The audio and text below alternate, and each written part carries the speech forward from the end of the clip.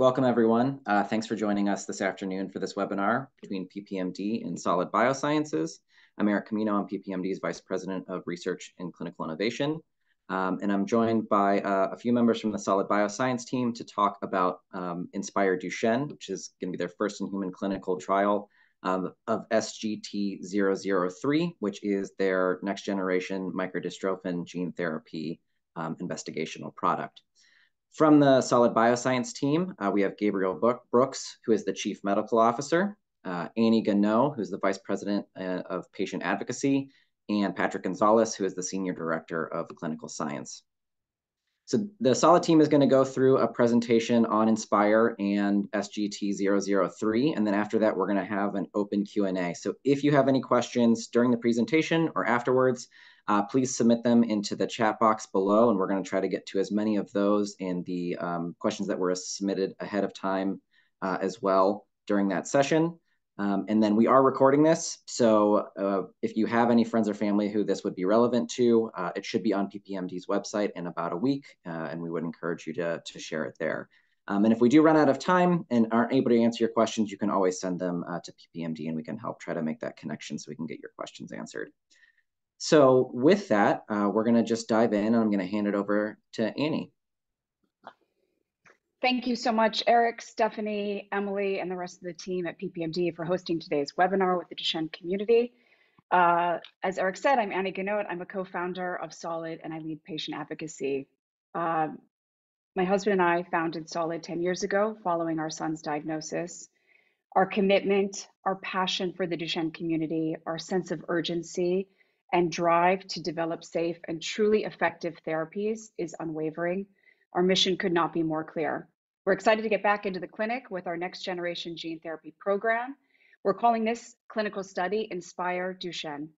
We're pleased to have the opportunity to provide an overview of why we're excited, the plans for the study, and of course, at the end, take questions from the community. With that, I will pass it over to my colleague, Pat Gonzalez. Thanks, Annie. And also thank you to everyone, again, PPMD and everyone for joining the call today. We really wanted to be able to both lay a foundation for what our new program is here to make sure that everyone is aware kind of what is SGT-003, give all the details we can at this time on the clinical trial, but really kind of share that excitement that we have to, again, as Annie said, get back into the clinic with this next generation therapy. So quickly, what is SGT-003? So we mentioned that this is a microdystrophin gene therapy. And so as others, this is really getting at the root cause of dystrophin and getting to Duchenne muscular dystrophy, which is that absence of a protein. So using a microdystrophin gene therapy approach, we're able to restore a functional surrogate of dystrophin. And so we're doing that using an AAV-based approach. So adeno-associated virus, which is our delivery vehicle. But we're doing it in a way that's novel to the Duchenne space at this point, because this really is the first next generation gene therapy using a next generation AAV serotype. And so if you see the bottom part here, so SGT-003 as gene therapy is really based on three different components. One is that delivery vehicle. So that's AAV SLB101, which is our novel capsid. And we'll be going into that in a little bit more detail in the next few slides. Using a muscle-specific promoter, so really wanting to get to both skeletal muscle and the heart, importantly, diaphragm expression. So this is called CK8. And then a unique microdystrophin that we're packaging in SGT-003, which is really depicted here on the bottom right-hand side, our SGT-003 microdystrophin. And so how does a dystrophin and a microdystrophin vary? And that's going to be a question I just want to kind of address really quickly up front, because you can see the large dystrophin up top, which I'm sure everyone is very well aware of. There's a lot of binding partners and a lot of functions that dystrophin performs, and that's at the muscle membrane or the sarcolemma. A microdystrophin, whereas if you were to go through a different approach, say an exon skipping, you're going to have skips that happen in different regions. You're going to have different mutations.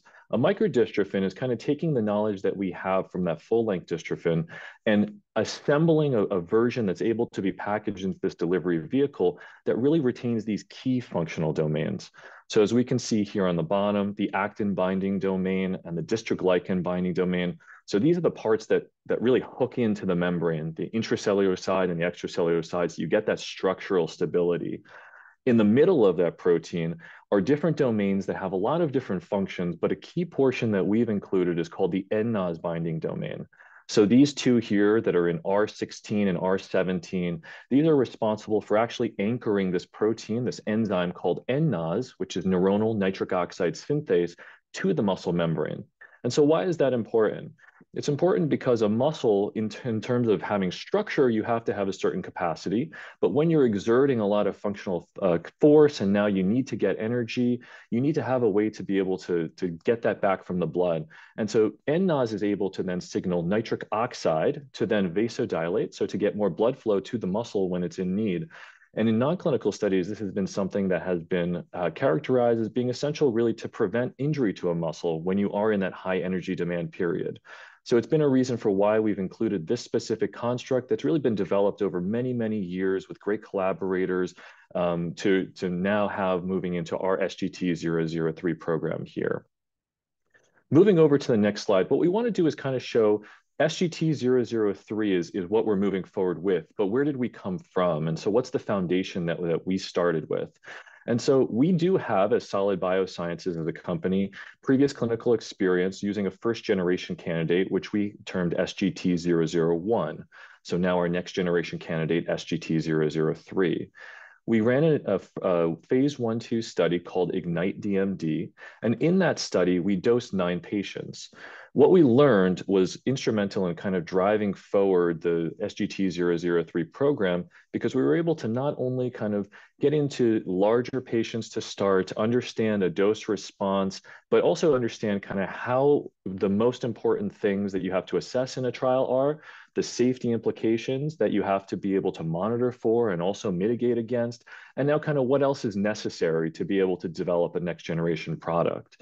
So from this, you kind of can see that these 9 patients and controls that we had were assessed using a variety of different endpoints here, but they ranged in ages. And so we were able to really get a good foundational understanding of what it is to get into a gene therapy trial in the clinic. This study, the enrollment has concluded. The patients who are in this will still be monitored for 5 years post-enrollment, as we will have with our current study as well. But the amount of information that we've learned from here has been invaluable. And so moving over to the next slide are kind of really, again, highlighting that foundational information that we gained.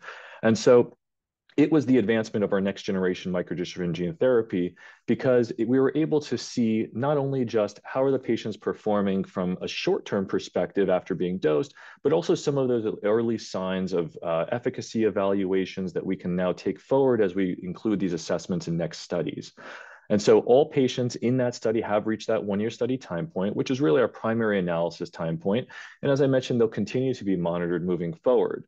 But what we gained from that first year was understanding that there were positive trends that were observed when we looked at assessments of motor function, so things like the North Star 6-minute walk test, pulmonary function tests as well, and then patient-reported outcome measures, utilizing questionnaires such as the PODC to be able to understand what's the quality of life, how is a patient really doing on their day-to-day.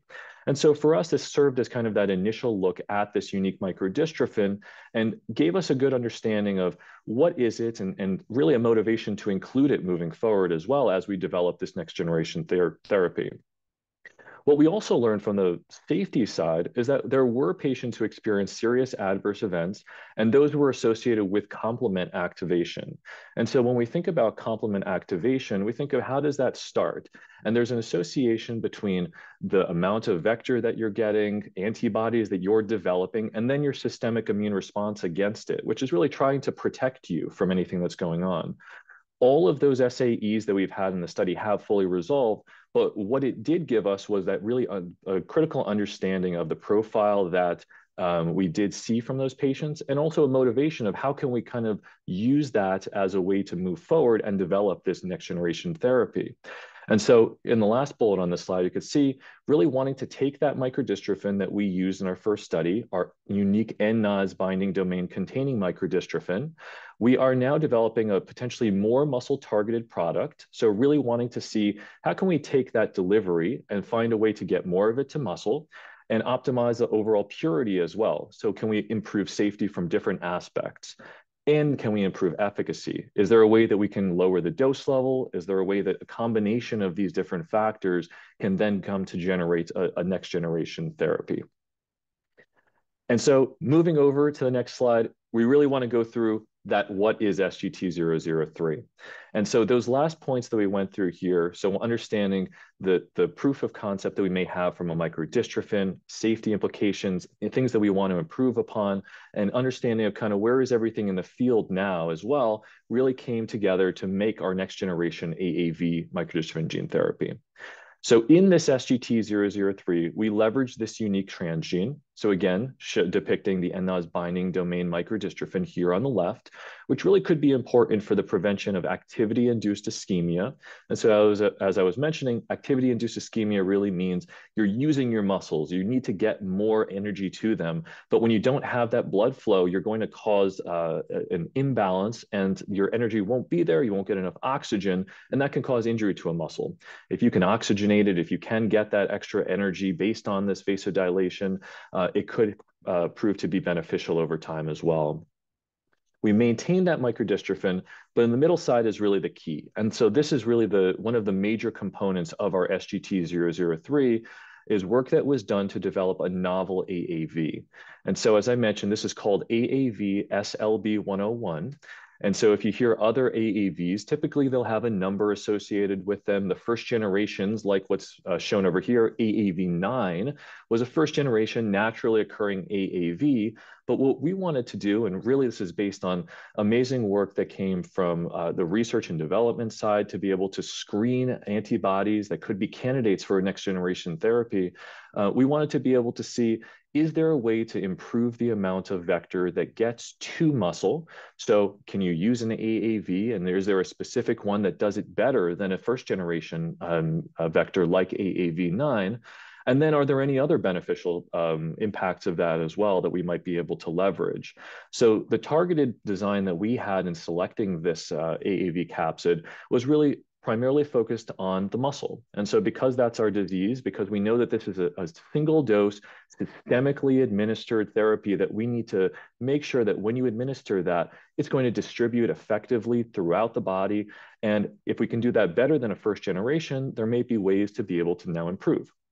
And so as you can see here in the bottom in these colored pictures, the DMD, MDX, and wild type, these show a comparison of a non-clinical study that was run where one animal received an AAV9 vector, and then another received our novel AAV, so this AAV SLB101.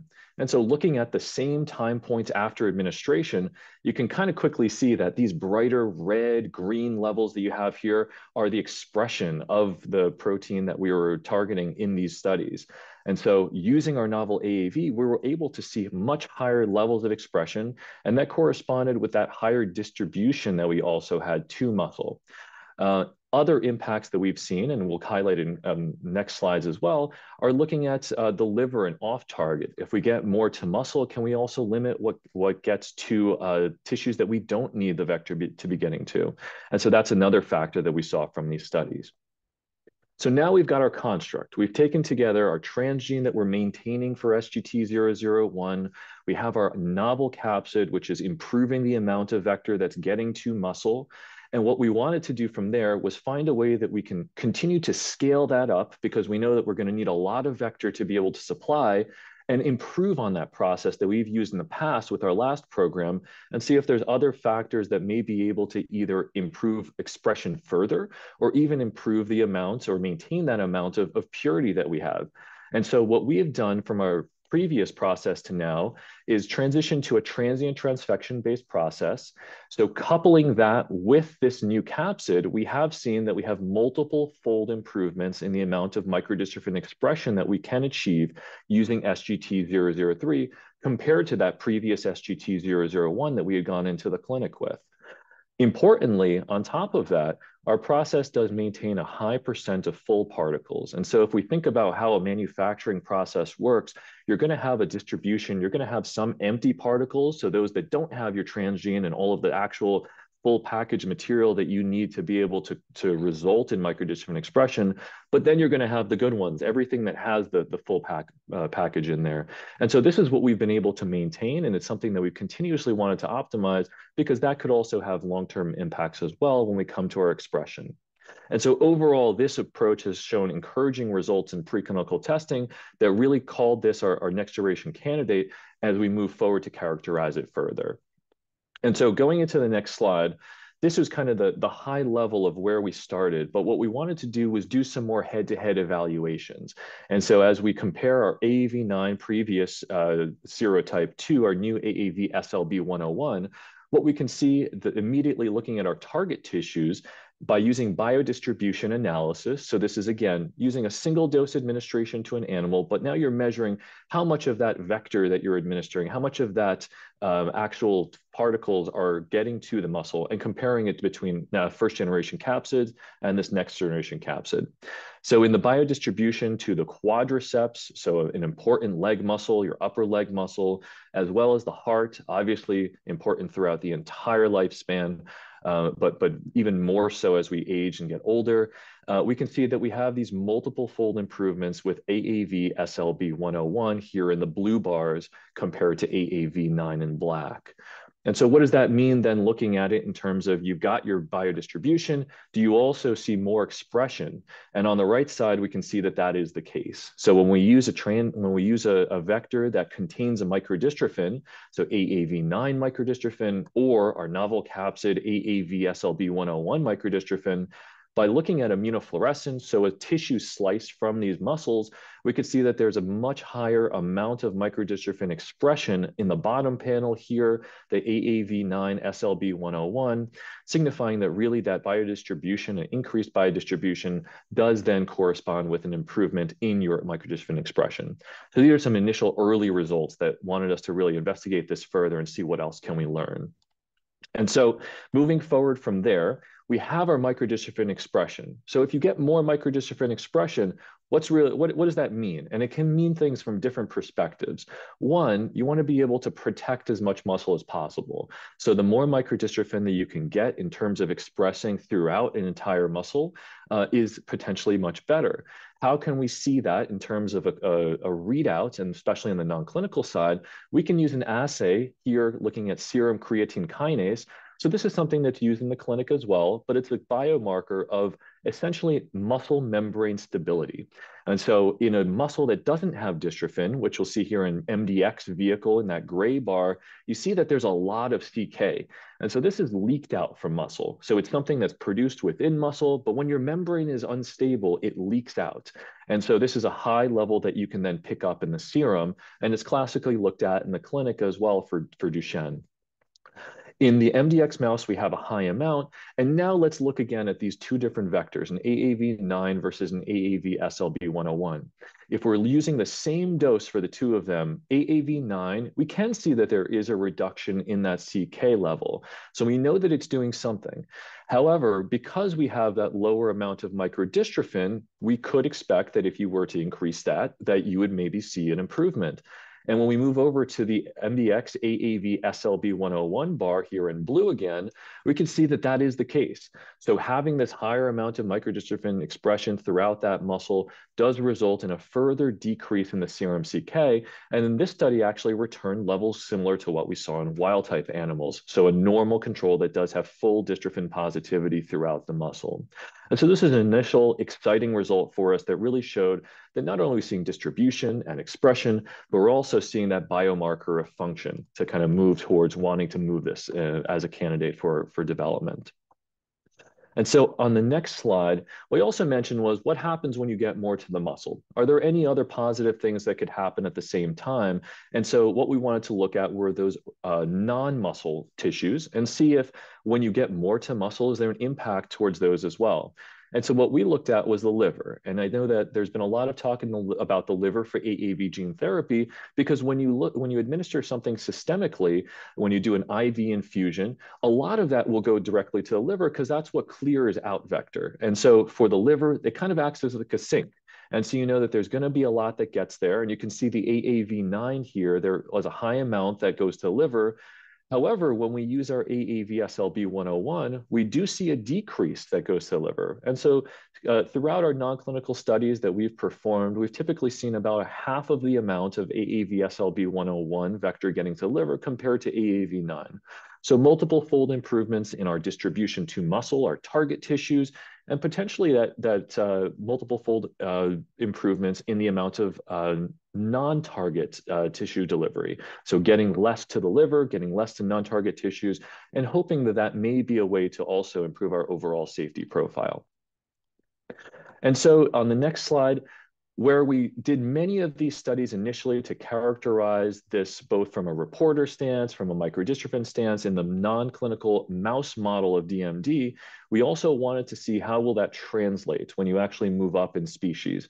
And so typically as we go through an IND package, as we move towards a clinical trial, we want to be able to use another model, another animal model system to see how does this then translate. And so what we did was a monkey study, again, using AAV9 and AAV-SLB101, using a reporter gene as we were first showing in that lit up panel where we had the bright green and the bright red to show expression.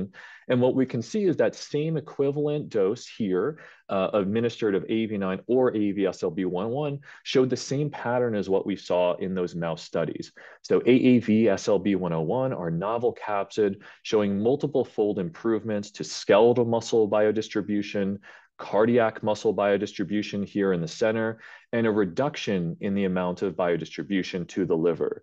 So again, emphasizing that this may be a candidate that's showing these properties that we really want in a vector to improve upon those first generation microdystrophin gene therapies, and really suggesting that there may be an improved efficacy profile and a potential improved safety profile as well from the decreased targeting.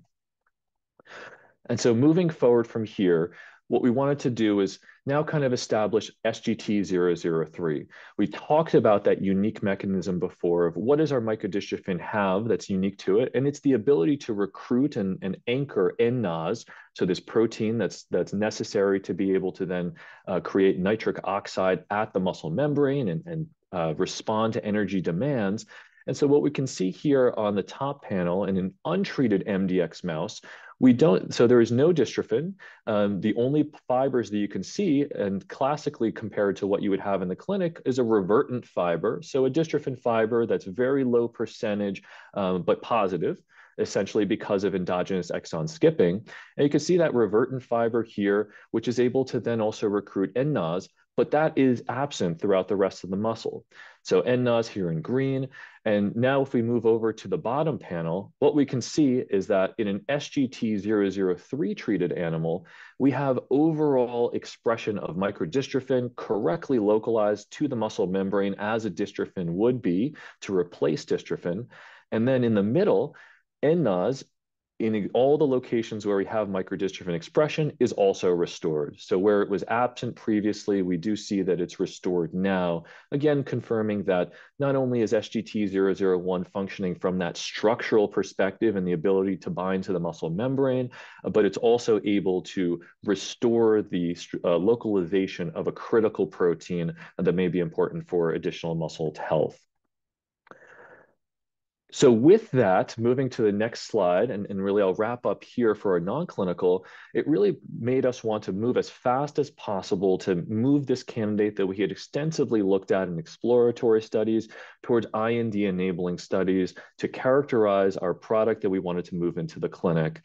And so over the last couple of years, really at this point, this has been an amazing effort through our teams, especially both current and former R&D members who've kind of spearheaded a lot of these studies, to be able to put together our overall package, which has just been accepted by the FDA within the last few weeks. And that was the announcement that really resulted in this webinar here. But to show what is our microdystrophin, what is it capable of, and now putting together a package from a manufacturing and non-clinical side to move it towards clinical trials.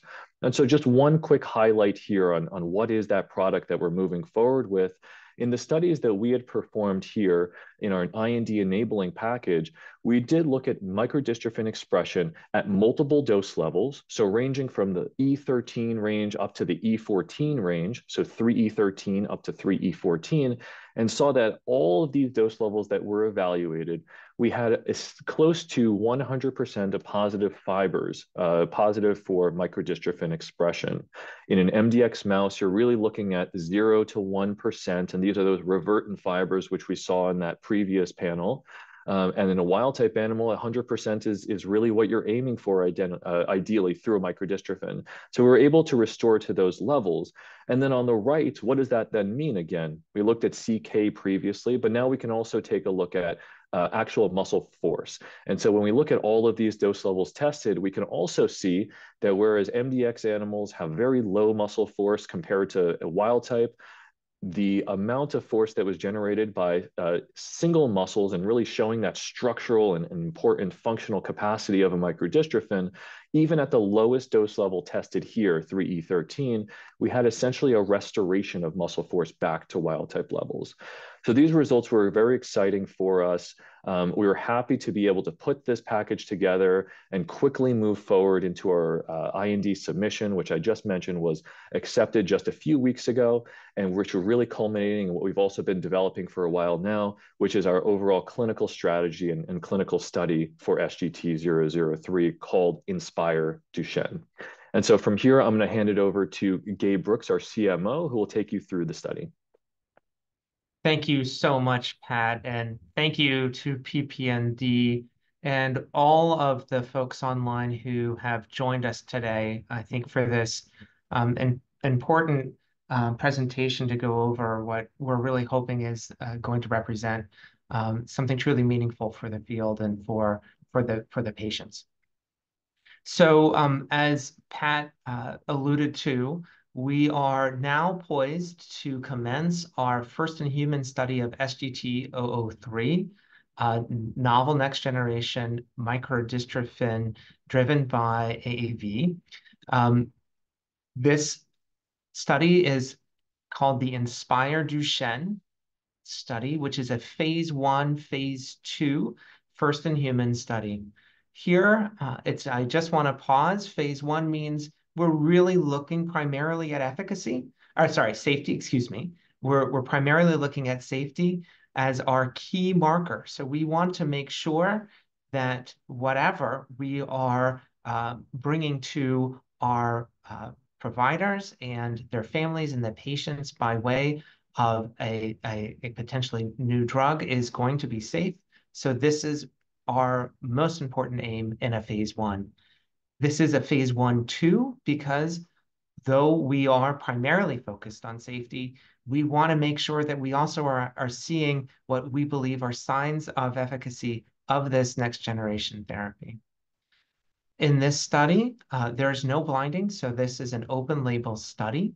So we're partnering with our patients and their families in this study, saying that what we're instilling is the active drug, which we've worked so hard to develop in our non-clinical studies. There's no randomization, and we'll be talking about the dose shortly, but all patients will be receiving the same dose. This dose is 1E14 vector genomes per kilogram. So I think it's important to pause here and say, as Pat showed before, we looked at lower doses of SGT-003 and saw what we believed were compelling signs of efficacy.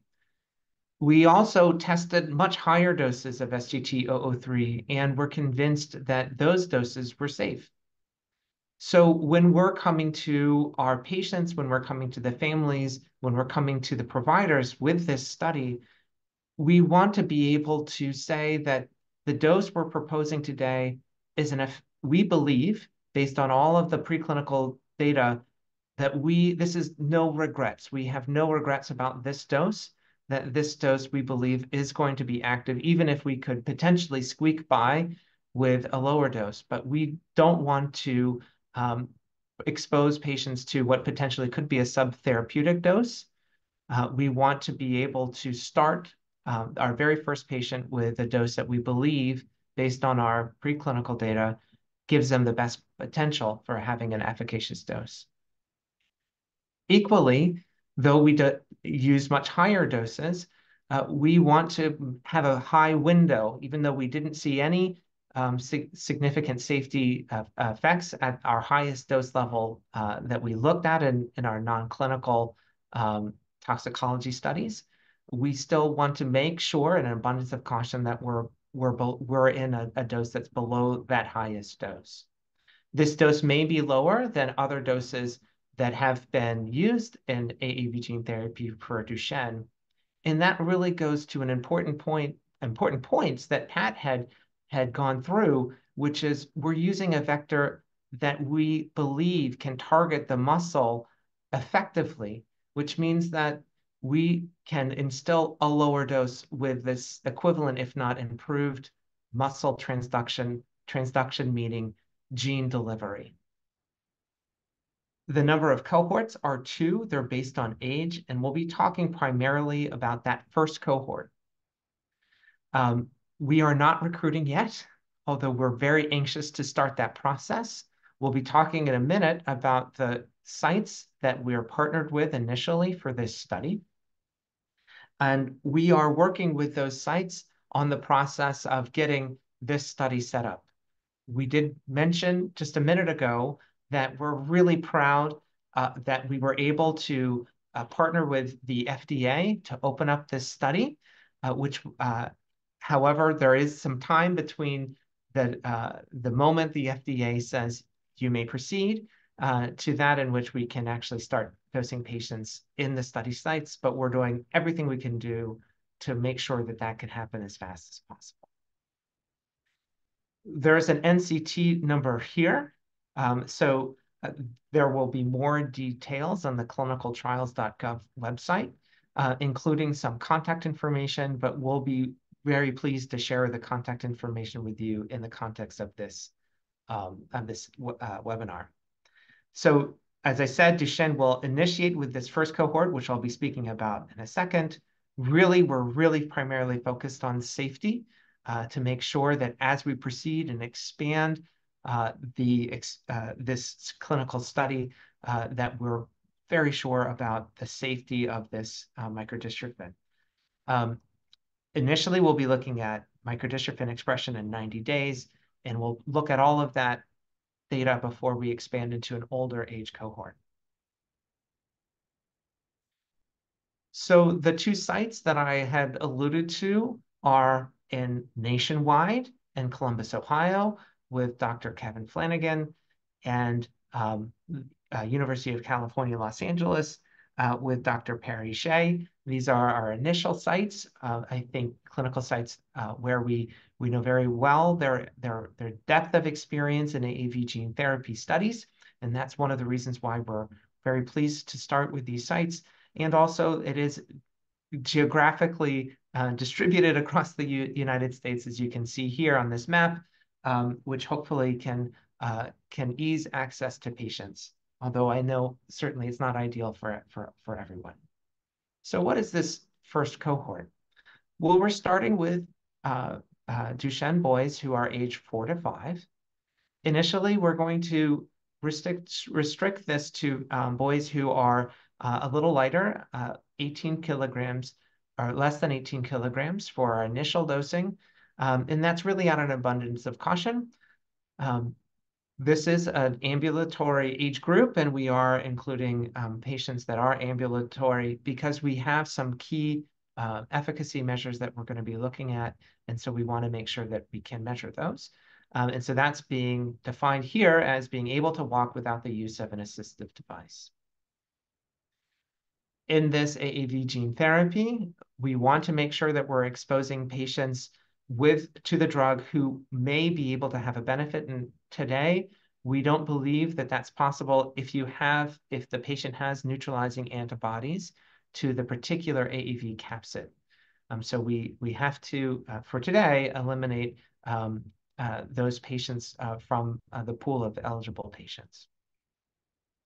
We are going to be using steroids in this study, and we want to make sure that all patients are on a stable dose of steroids, which would be oral prednisone or deflazacort for at least 12 weeks prior to the study. And we can give, or the study sites can give further details exactly on how that could be achieved.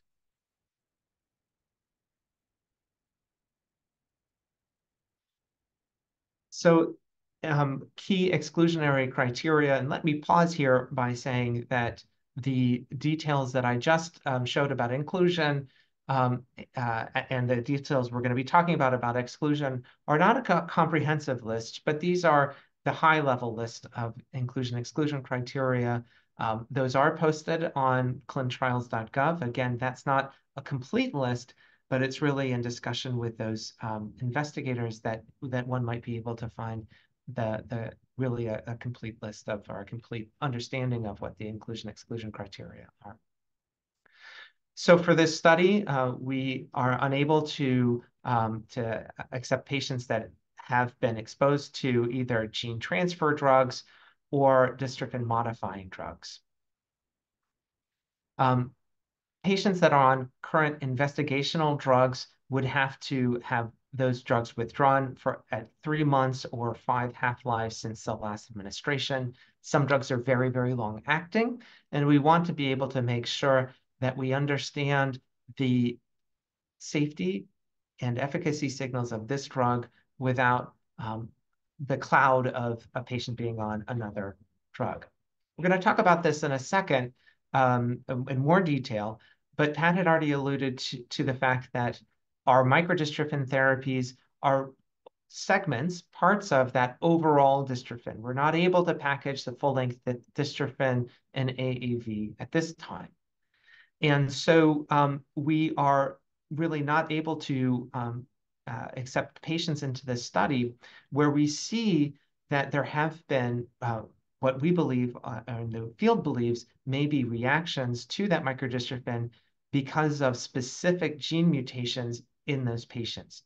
And right now, for us, that would be any DMD, a deletion mutation in exon 1 through 11, 42 to 45, including those exons on the end. And so, as I had alluded, and Pat had, again, each microdystrophin includes different parts of the full-length dystrophin. And we're really, again, focused on that key safety. And we know in the field and have been part of a consortium of different drug companies that have shared data. And we've seen that when there are deletions in some key exons of dystrophin, that the installation of a microdystrophin can sometimes lead to a myopathy and inflammation of the muscle, which we want to avoid. And so we are, I believe that in a very conservative reading of this is we're excluding exon 1 through 11 at this time, and 42 through 45. Those deletions were not able to, at this time, dose with our therapies. We're really interested in understanding this, and I think all of the field is very interested in understanding this. And so we'll be reevaluating the ability for us to be able to dose those patients safely that do have those mutations. We want to make sure that that whatever drug we're instilling is safe, and also, we do understand that for those patients that there really should be solutions, and we want to work hard to find that. So in addition to the installation of SGT-003, the drug delivery of SGT-003, patients will be on a dose of increased steroids, 2 milligrams per kilogram per day of prednisone, beginning the day before treatment. And this is to be a preventative measure from inflammation. So that's starting the day before. Then there is the day of dosing, where that 1E14 VGs of vector genomes per kilogram of SGT-003 is instilled. And then we continue patients on that steroid dosage for 30 days, with then a taper back to the normal steroid dose that would have been for that patient. So what are the key safety signals, and how will we be, what will be the key ways that we'll be monitoring for safety in this study? So in that first 30 days following the installation, there will be frequent visits, especially in the first 1.5 weeks. 1.5 days, excuse me, 10 days, 1.5 weeks, 10 days. There'll be frequent visits to the hospital with blood work and exams to make sure that we're looking for any potential early safety signal. And then for the next year and a half, we will continue to have safety follow-up, but less frequently. And as the study goes on past a year into that 5-year, that 2 to 5 year follow-up period, there will be continued safety follow-up, but on a less frequent nature. So how will we be looking at the effectiveness of this drug in these boys?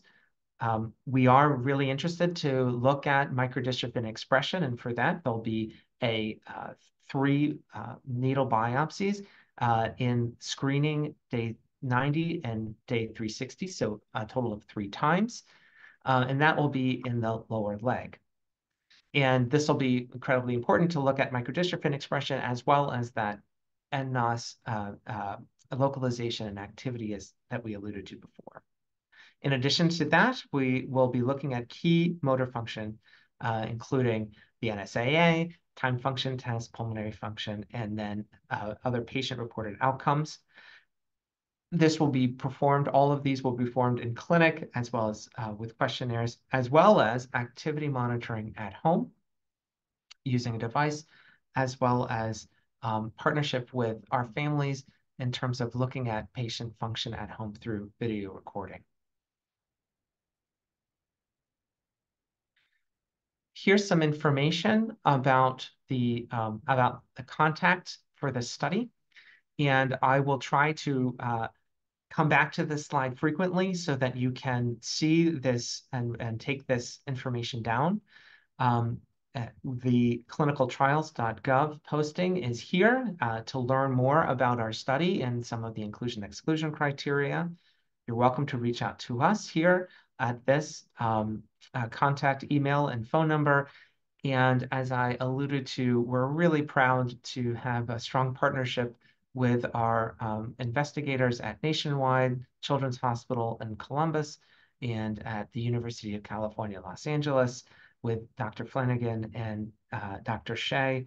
And you can see here their staff and their contact information if you're interested in reaching out about this study.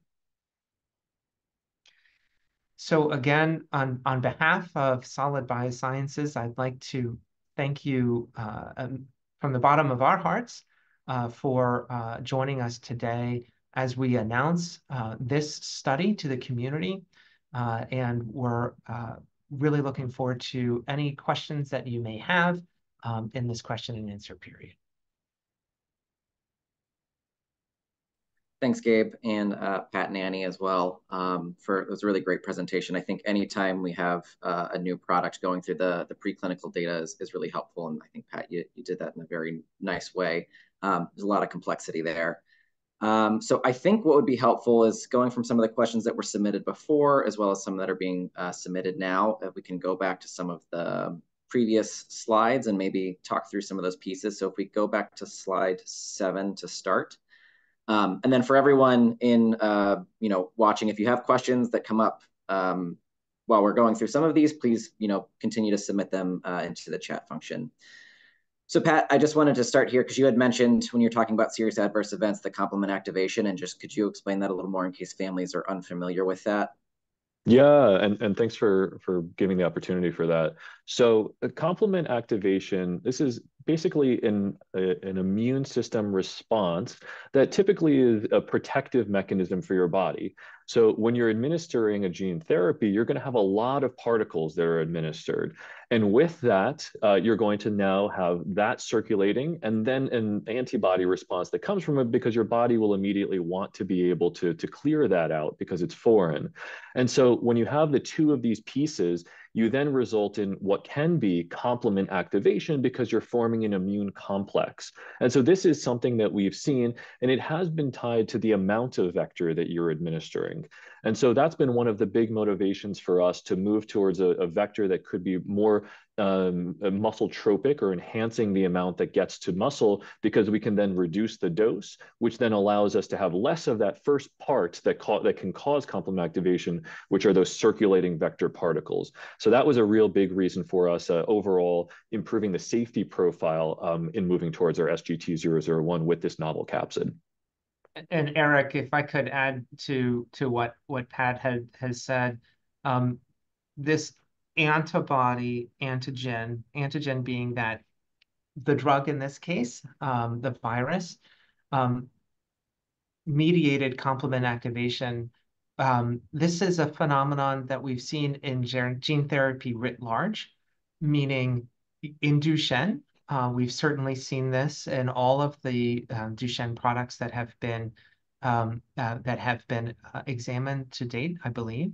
And at least ones that have had a number of patients dosed, as well as in high-dose IV gene therapy in general. So this is something that we're all working on as a community, is understanding how do we approach the immune system in general, but specifically complement activation when we're administering gene therapy. And one of the solutions that Solid has is to say, well, one way to do that is to lower the amount of antigen to stimulate the immune system by having a more specific and targeted vector, so that we can get just as many genomes, if not more, to the target organ without exposing, here the target organ being the muscle, without exposing the whole organism to this immune stimulation. And so that's one of the strategies that we're using. Thanks. And then on slide 9, because we had a question around what makes this kind of the next generation, and I think this kind of highlights that really well. So this is the same, the promoters that you're using and the transgene you're using is the same as the SGT-001. And so what it's really coming down to is this novel AAV that you have developed. Yeah, exactly. We wanted to maintain the pieces that we had really characterized extensively from our first generation SGT-001, which are the promoter and microdystrophin, but really get towards that delivery mechanism, getting more towards the muscle.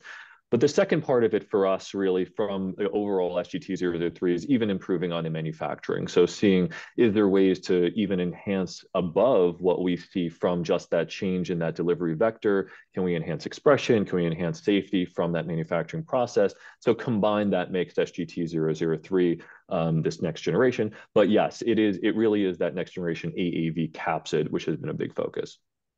And sorry, to jump in another time. To go, actually, this loops back to the first question around antigen-antibody mediated complement activation. Through the really stark and vast improvements in manufacturing, which represents also the field evolving and us having a more state-of-the-art manufacturing. The purity, when we talk about purity, that means also full capsid. So remember, the capsid is kind of like the delivery truck, and what you want actually is the gene inside. And when we say full capsids, what that means is that almost all the trucks are full. And so that means when we talk about a dose, 1E14, we're talking about the number of genomes.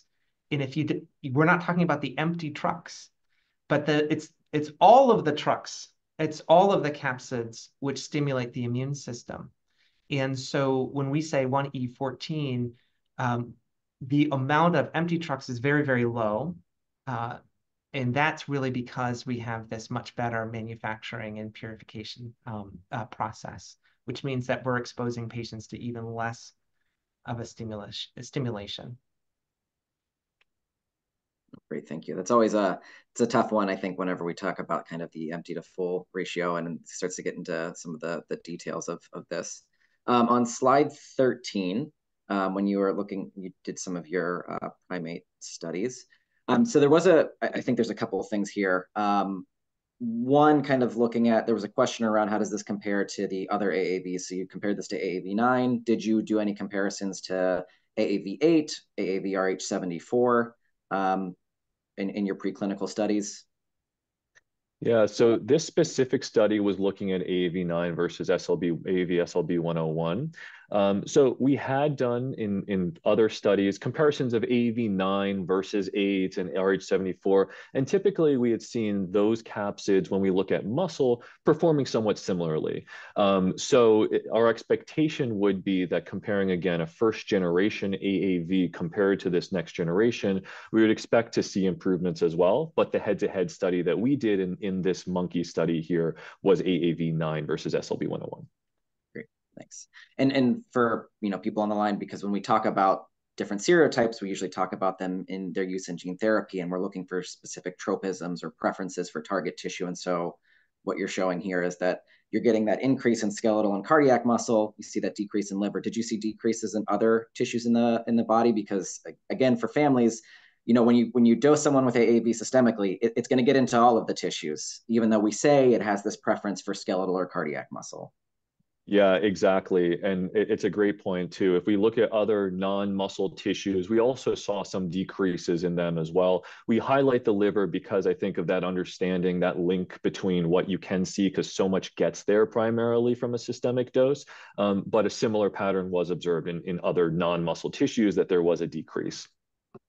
Great, thank you. And it's important to point out that skeletal muscle here also includes the diaphragm, which is critically important, of course, in these patients when we're really keyed in on their pulmonary function. And indeed, we did see improvements in targeting the diaphragm. Great. And then I think we're going to move into some of the questions around the study design. So if we could jump to slide 18.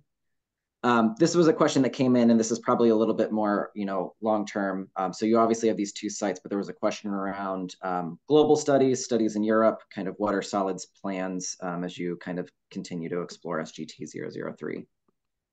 So in the first instance, we are committed to meeting DMD boys where they are. And so a global study is absolutely where we aspire to be in the US and in other countries. Today, we're focused, at least initially in this first cohort, on two sites that we have deep relationships with, because we are focused first and foremost on the safety aspect. As we proceed in this first cohort, and even before, we're having conversations with other sites in the US and sites in the globe, so that we can pivot to a global study. But today, it's in these two sites. Okay, thank you. And then on the next slide, so to start, so on the negative for AAV antibodies, so I guess this is important to clarify, because families can go get testing done privately. They maybe are doing that in the hospital now that we have an approved product. But what you're clearly stating here is that this has to be done as part of the screening and specifically for your AAV, correct? This has to be done as part of the screening. Absolutely. And in terms of the, I'm gonna phone a friend here, Pat. In terms of the, I'm not sure we've disclosed publicly the test. We certainly can discuss that. Certainly can be clarified with the investigator. Yeah, and I think it's important to just highlight quickly on that reason for it being done in screening. there's two different components, and you just brought them both up. One is a specific test. You want to make sure that it's relevant to the actual capsid that we're looking at for this study. The other part is also timing. We want to make sure that there's not a change from someone maybe going from negative to positive from when they may have tested previously. And so that's why it's necessary to happen in that screening period, because it's within a short period of time relative to when you would get the actual dose administration. And absolutely. And when we say positive, there's strict criteria of what positive means that's specific to the test. And so let's pretend for a moment that we were also giving AAV9. There could be different tests for positivity for neutralizing our total antibodies based on AAV9. So it gets very specific. So I think the best thing to do if there's a question there is to reach out to the investigator. And we did, yeah, we had a similar question asked about, and we usually talk about kind of cross-reactivity. If I have if they're positive for AAV9 or AAV8, have you done any preclinical work to get an understanding of what that cross-reactivity looks like with this new vector? No, we have not specifically. Okay. Yeah, I think the only thing we can say is, again, it's testing for the study. We'll be testing for the study. I think there's been characterizations of different capsids out there and how there is cross-reactivities within similar capsids. So that's all we can know so far before doing an actual test for yourself. Yep.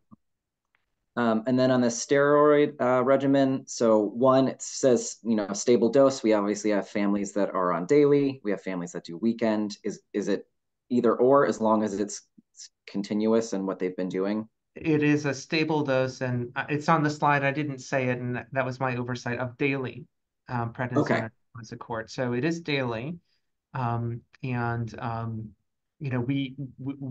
may not discuss with any patient or give any advice in terms of their medical care. But if there's any questions about that, I would encourage a reach out to the investigators. Sure. And then I think the other question that's going to come up a lot with this is with the recent approval of vamorolone, Agamree. Once that is available for patients, if a patient's on a stable dose of vamorolone, is that something that would they have to, again, would they need to be on prednisone or deflazacort, or would vamorolone be something acceptable for inclusion? It's a very fair question. Today, it's prednisone or deflazacort, and we will continue to work with our investigators in terms of whether or not we would need to think about any changes. But today, it's prednisone or deflazacort as a daily medicine. Thank you. And then on slide 20, just to clarify for anyone with the dystrophin modifying. I'm sorry. Oh, no, you're fine. Just to clarify, dystrophin modifying drugs, you of course mean any exon skipping therapy or stop codon read-through, whether approved or investigational. Correct. Exactly. And then slide 23. So you're going to be following patients for up to 5 years. There was a question submitted around durability, and I don't know if from either preclinical work that you've done or kind of extrapolating from your SGT-001, any prediction or anticipation around durability, or if you're going to capture it kind of in this 5-year post-administration process. Again, that's a very fair question. I think that we are very, we're looking at the field, and we're seeing that in AAV gene therapy and different neuromuscular indications has demonstrated promising durability for a number of years, and we're going to continue to accrue that data as a field. At this point, that's all we can really say. Because of course, if we want to look at durability for 5 years, we need to conduct a study that's 5 years long, and we don't have that data. We have done some rather longer term studies in small animals. I don't really want to speak around those, other than to say that we found them promising in terms of durability. But this is a fair question, an important point, and one that we're certainly engaged on looking at the whole field in terms of any kind of estimates around durability. And maybe just to add one thing onto there, obviously fully agreed. And I think as we kind of put together our dose level for SGT-003, one of the things in mind was understanding kind of what is that optimal profile. And if you were to get higher expression and get that better distribution to a muscle, could there be an improvement in something like durability as well? And so that was another factor that kind of drove us towards this dose selection, as we show that even lower doses could be efficacious because there could be potentially other benefits that we observe over time. Great. I know we're at time. We had 2 or 3 other questions. If you're able to stay on, I can keep you for a couple minutes. If you have to drop, we can try to answer them later. I don't know how you guys are doing on time. No other place I'd rather be than right We'll here. be here. Okay. I think just to cover, well, one, I wanted to acknowledge in that, you are using needle biopsy, which is something that when we did the updated guidance, that was the recommendation from a number of the clinicians and that. So do appreciate that. I know that's, they're still invasive procedures, but it's a lot more preferable than an open biopsy if possible.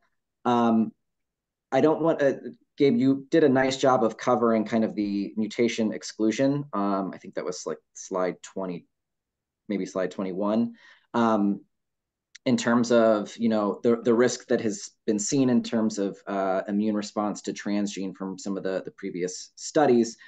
So you are all still kind of working in that group and sharing data. It was kind of a collaboration between a number of the companies and NIH, correct?